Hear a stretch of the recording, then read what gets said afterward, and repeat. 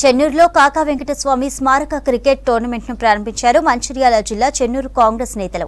చెన్నూరు ప్రభుత్వ ఉన్నత పాఠశాల మైదానంలో కాకా వెంకటస్వామి ఫోటోకు పూలమాలలు వేసి నివాళులర్పించారు. తర్వాత జ్యోతి ప్రజ్వలన చేసి టోర్నమెంట్ ను ప్రారంభించారు. జనవరి 13 నుంచి 17 వరకు పోటీలు నిర్వహిస్తున్నట్లు తెలిపారు నేతలు. యువకులు ఉత్సాహంగా క్రికెట్ పోటీల్లో పాల్గొన్నారు.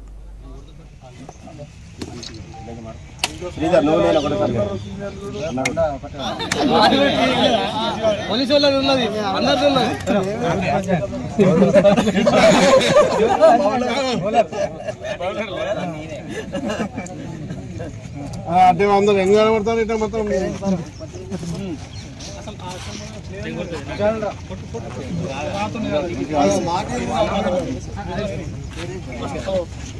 ద్రోహి కాంగ్రెస్ ద్రోహి